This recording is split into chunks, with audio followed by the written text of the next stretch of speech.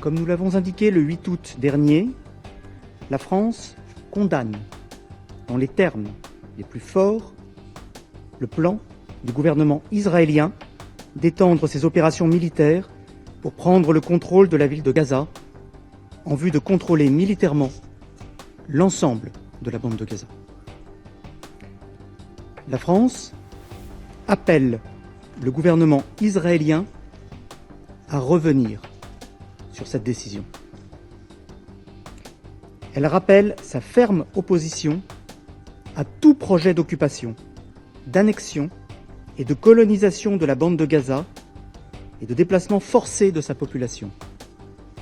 De telles actions constitueraient de nouvelles violations caractérisées du droit international d'une extrême gravité, contraires aux principes fondamentaux sur lesquels se base cette organisation et en contradiction avec l'avis consultatif de la Cour internationale de justice du 19 juillet 2024.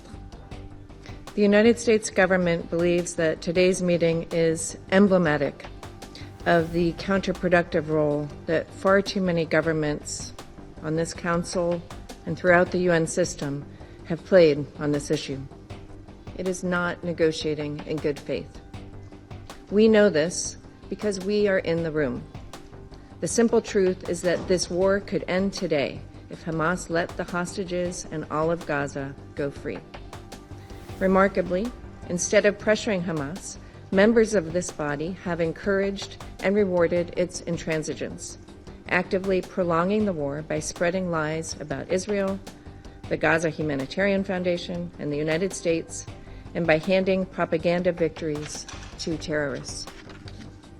Mr. President, the most recent round of negotiations collapsed because Hamas drew encouragement from efforts to target Israel with libels and lies.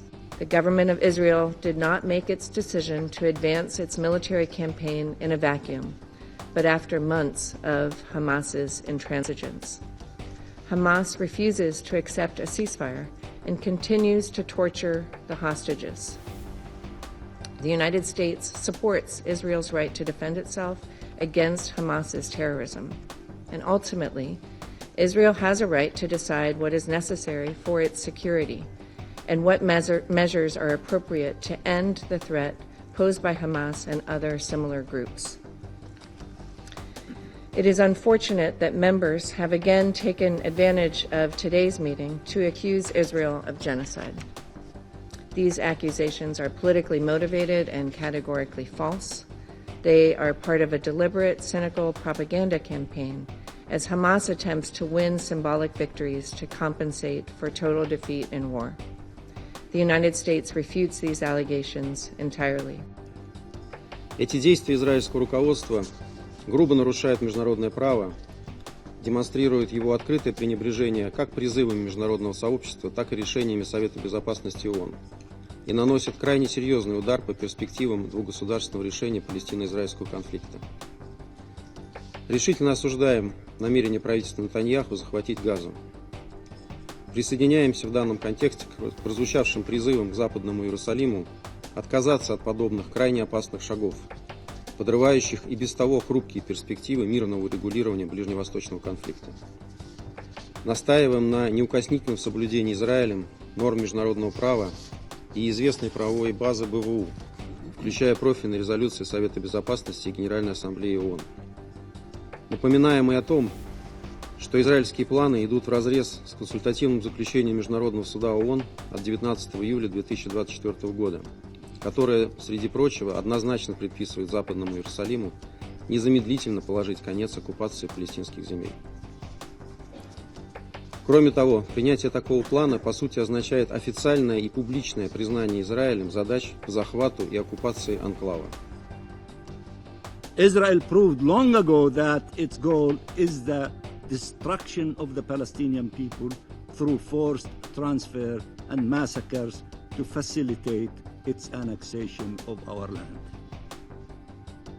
If some people believe what Prime Minister Netanyahu said yesterday and today, that there is a huge global lie, that there is no starvation in Gaza, and the two gentlemen from the leadership of the UN is also participating in spreading lies, then why don't you, the Security Council, go to the Security Council, take with you 100 journalists from your countries and other countries to verify exactly what is happening in Gaza.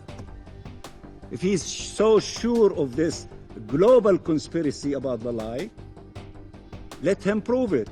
Invite you, allow you to go to the Gaza Strip and see exactly what is happening there. Take journalists with you so that you can verify exactly what is happening in Gaza. Because I think Mr. Netanyahu, in spite of all of the effort that he is putting with his government, he doesn't have credibility. He did not convince almost all of you and tens of countries outside this chamber from his narrative, and the narrative of his government, and the narrative of his foreign minister, who came trying to manipulate a humanitarian story of a captive and the pain of that caused to that family, and he failed in trying to convince you to forget about the pain of the Palestinian people. Such illegal and immoral plans cannot be met with only outrage. That would not be sufficient.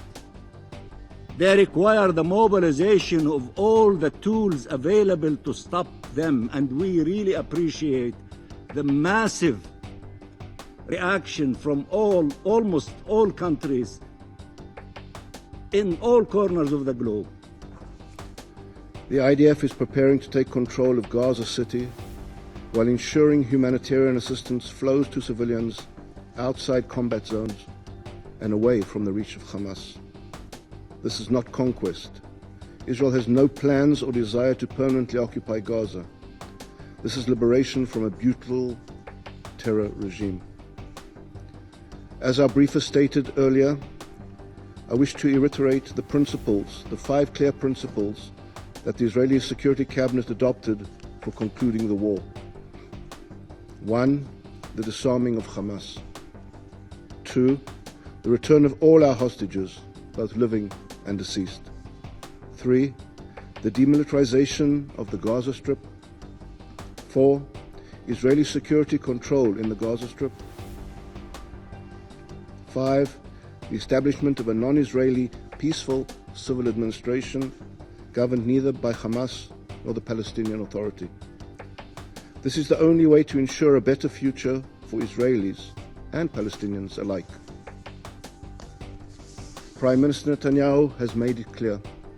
Israel's goal is not to take over Gaza, but to free Gaza from Hamas and enable a peaceful government to rise in its place. This is the path to stability. This is the path to peace. In response to the government of Israel's decision to further escalate its military operations in Gaza. As my Prime Minister said, this decision is wrong, and we urge the government of Israel to reconsider immediately. Expanding military operations will do nothing to bring an end to this conflict. It will not secure the release of the hostages. It will only deepen the suffering of Palestinian civilians in Gaza. This is not a path to resolution, it is a path to more bloodshed. This escalation will only exacerbate an already catastrophic humanitarian crisis, uprooting 1 million more people and forcing them into dangerously overcrowded, unsanitary and undersupplied areas.